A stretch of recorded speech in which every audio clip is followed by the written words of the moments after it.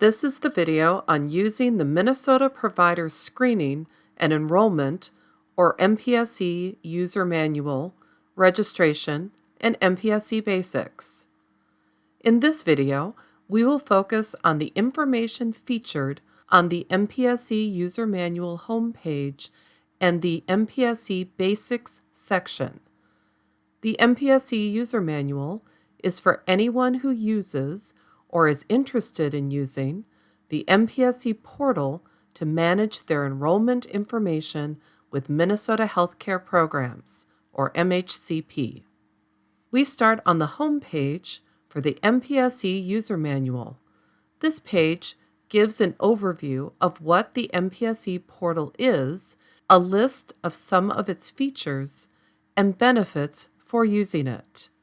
In the Overview section are several buttons that are quick links to frequently used resources.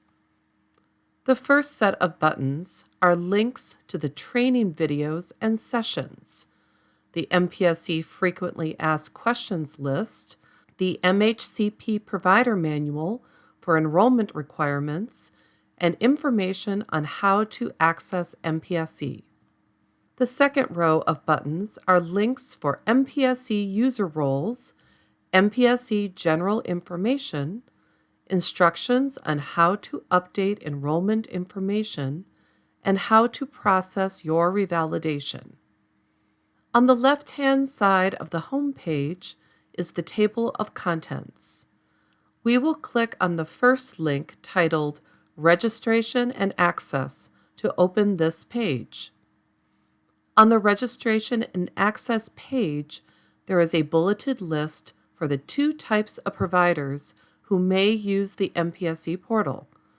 The first link is for currently enrolled providers with MHCP. The instructions in this section are used by providers who have a Minutes login or need assistance with accessing an inactive account.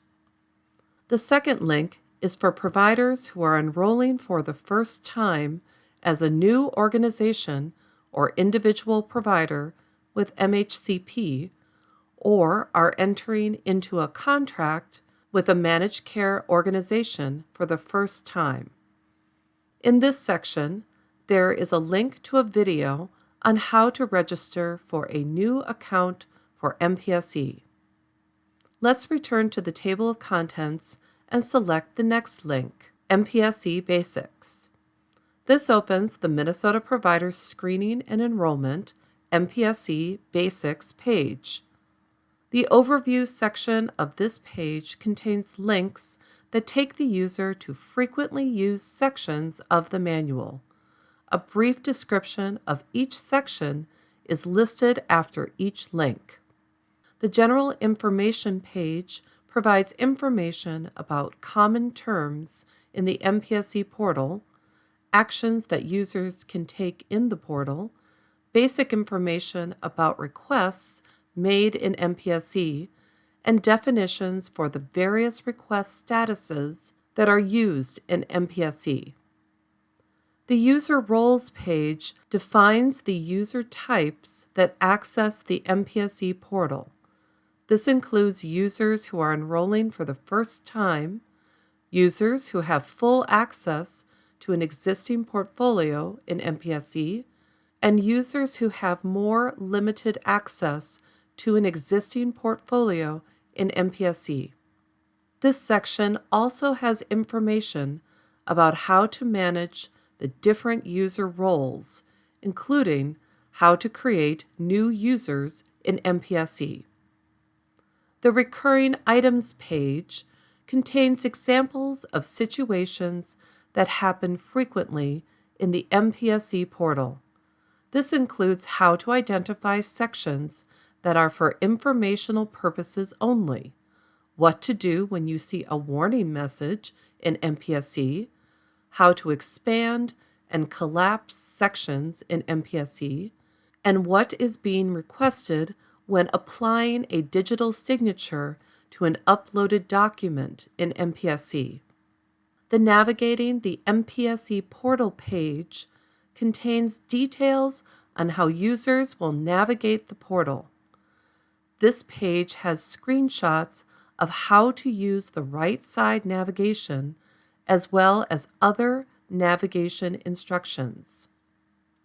The Request Submitted and Next Steps page contains information on the various statuses and outcomes for a request. Each section on this page explains when the status and outcome is applied to a request and any actions providers can take when specific outcomes occur. Now that you know how to locate instructions for common activities in the portal, you should be able to find the information you need when making changes to your portfolio. We recommend that you watch the second video for the MPSE User Manual that explains how to create requests and revalidations. If you need further assistance, register for instructor-led training, the weekly MPSE office hours, or watch one of our many on-demand videos on the MHCP Enrolled Provider Training page on the DHS Provider website. Check the MHCP Provider News and Updates for announcements on changes to programs and information about new learning tutorials when they become available. Thank you.